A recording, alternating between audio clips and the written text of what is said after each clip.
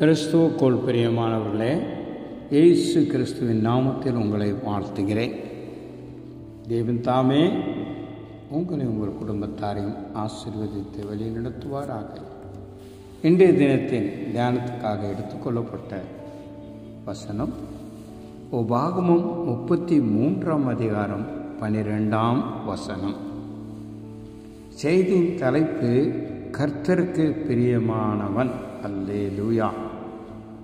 எனக்கு அருமையான தேவ ஜனமே, வேதத்தில் வாசிக்கும் போது பொன்னிமேனை குறித்து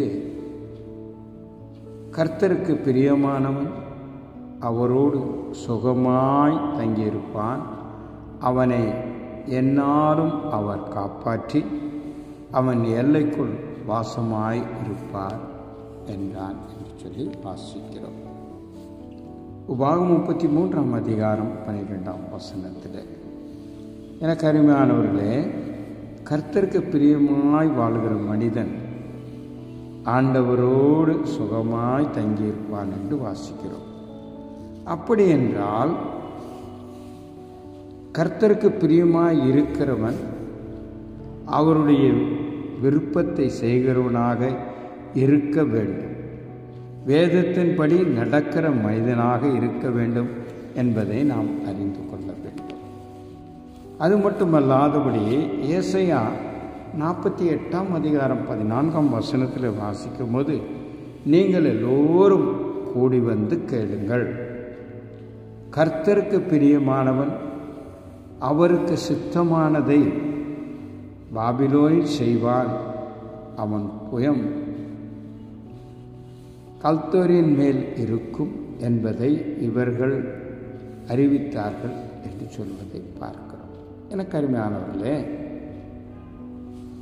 சிலர் இவ்விதமாக கூறுகிறார்கள், நான் ரட்சிக்கப்படாத குடும்பத்திலே இருக்கிறபடியினால் சில காரியங்களிலே அவர்களுக்கு ஒத்துப்போக வேண்டியதாக இருக்கிறது என்று கூறுகிறார்கள்.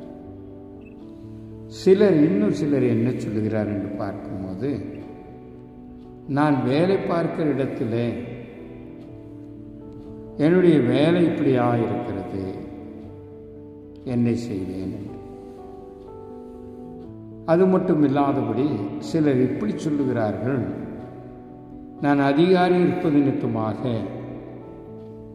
சில காரியங்களிலே கொஞ்சம் வளைந்து கொடுக்க வேண்டியதாக இருக்கிறது என்று சொல்லுகிறார்.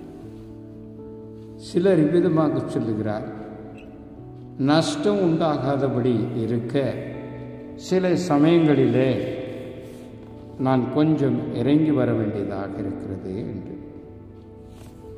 ஆனால் வேதம் கூறுகிறது, கர்த்தருக்கு பிரியமானவன் எந்த சூழ்நிலையில் இருந்தாலும், அதாவது பாவம் நிறைந்த இடத்தில் இருந்தாலும், அவன் தேவனுடைய சித்தத்தை தன்னுடைய பரிசுத்தத்தை கொண்டு காத்து கொள்வனாக காணப்படுவான்.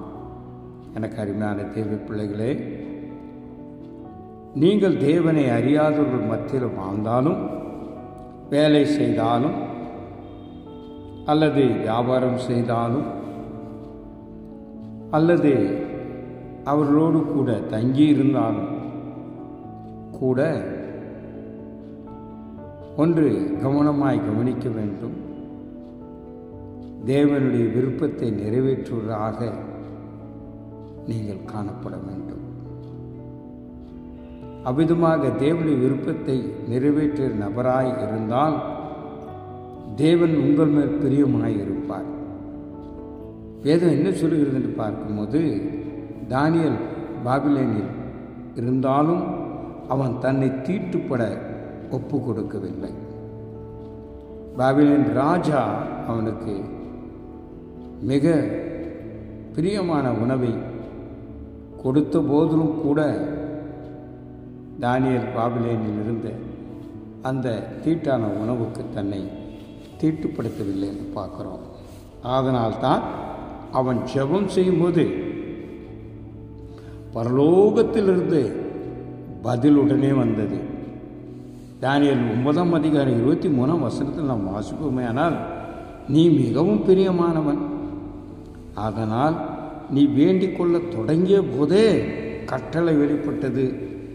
நான் அதை அறிவிக்க வந்தேன் என்று சொல்லி தேவதூதன் சொல்லுகிறான்.